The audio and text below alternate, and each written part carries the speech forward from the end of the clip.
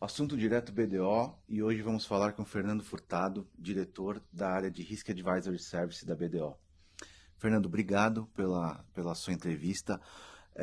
A gente queria falar um pouco hoje sobre governança corporativa. Muita gente hoje vê governança como algo restrito a grandes corporações. Na sua visão, por que as empresas de todos os portes deveriam olhar para isso desde cedo? Tá certo. Primeiramente, obrigado pelo convite, obrigado pela oportunidade aqui de falar um pouco sobre governança, que é uma parte core aí do trabalho que a gente faz no Risk Advisory Service. E então, primeiro para falar de governança corporativa, eu vou falar um pouco do objetivo, que é a segregação entre propriedade e gestão das companhias, né? Então, quando foi definido modelos de governança, eu tinha ali a parte de diretoria, que é a parte de execução ali, de definição estratégica, e eu tinha a parte de gestão da companhia, que são os acionistas. Isso criou um conflito de agência, né, que a gente chama, que seria os interesses da diretoria contra os interesses dos donos da empresa.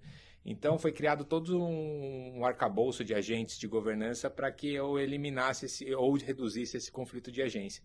Então hoje as maiores empresas já estão com isso consolidado, mas as empresas ali de middle market pequena ainda estão reconhecendo o valor de aplicar essas diretrizes da governança corporativa. E o benefício é justamente a parte de transparência, a longevidade. Então, eu crio planos de sucessão de empresa quando eu tenho empresas familiares.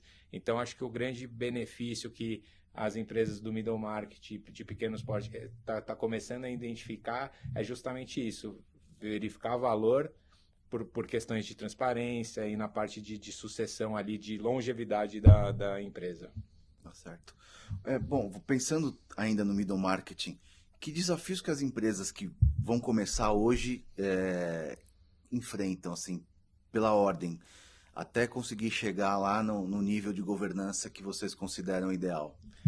O que a gente vê no mercado assim como um todo, o principal é a questão de ainda não ver um valor significativo na implementação de um modelo de governança. Então, é, o investimento ele é aplicado em outras áreas e a governança ainda é deixada um pouco para trás. Então, acho que essa é a maior barreira que a gente identifica em clientes aí que ainda não tem um modelo de governança. Mas cada vez isso está se reduzindo. Quando eu iniciei na área, eram muito poucas empresas que tinham isso implementado, mas hoje a gente já vê que as empresas já estão se preocupando justamente pela questão ali de perenidade do negócio.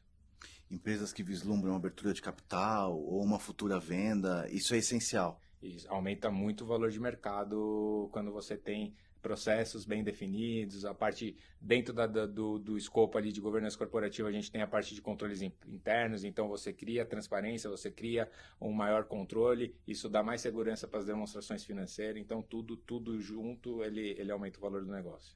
Falando um pouco é, na cabeça do empreendedor, não basta ter uma boa ideia, né? Não adianta uma startup começar apenas com uma boa ideia. Se ele não tiver essa governança e essa gestão, ele não vai conseguir atrair investidor.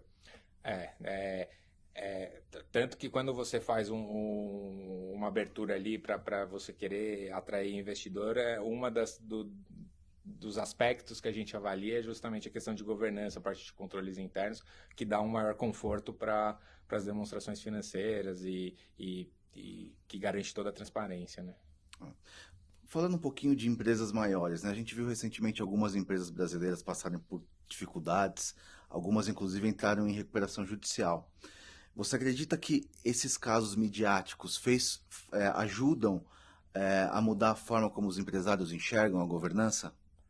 Eu acredito que sim, até pela questão de maior estruturação ali dos outros aspectos da governança, não só dos agentes de governança. Então, quando você vê esses casos midiáticos, você vê que sempre que teve uma falha ali no modelo de governança ali. Claro que você vai verificar falhas operacionais ali, que é o que culmina enfim, no problema ali de gestão, mas só que por trás, se eu tivesse um arcabouço de governança por trás, dando segurança para as operações, a gente conseguiria dificultar ou reduzir a chance desses problemas serem tão significativos como foram.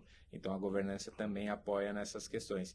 E como os casos viram midiáticos, acho que a gente, melhor do que aprender com o nosso erro, é melhor aprender com o erro dos outros, né? Então, acho que as empresas estão aprendendo com esses erros e aplicando e investindo mais em governança para não ser os próximos, né, a ter esse tipo de problema. Legal. Vamos supor que eu sou um empreendedor, minha empresa está crescendo e eu tenho o objetivo realmente de ampliar, de crescer, de aumentar a minha estrutura. Eu consigo implementar sozinho esse tipo de governança ou o ideal é ter um especialista ajudando? O ideal é ter o especialista ajudando, porque sempre o olhar de fora é diferente do olhar interno da governança, porque você não tem, você é imparcial quando você está fazendo esse tipo de avaliação. Então, o ideal é ter uma empresa externa, porque ela vai trazer práticas de mercado que foi vista em outras empresas, que pode internalizar no seu negócio, e além dela prestar todo o apoio, desde a parte de divulgação das métricas de governança, da cultura de governança, até a parte operacional, que é definir as questões de controles internos, fazer o mapeamento de risco organizacional, fazer a parte de auditoria interna dos controles. Então, tudo isso você tem ali um especialista que vai dar todo esse conforto de que todos os aspectos de governança estão sendo considerados. Entendi. Bom, na prática, quais são os primeiros passos de quem quer começar a estruturar um conselho consultivo e um conselho deliberativo?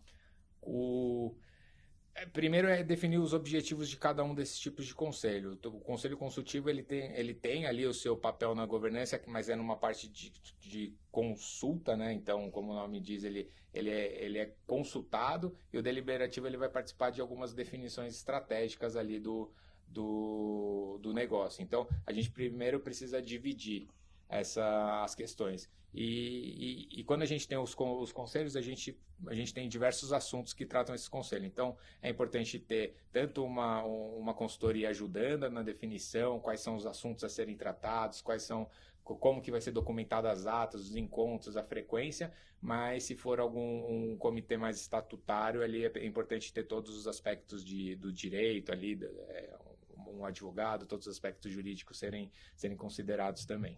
Legal. Fernando, obrigado por esclarecer esses pontos para a gente e obrigado pela entrevista aqui por Assunto Direto. Eu que agradeço, hein? Até mais, pessoal.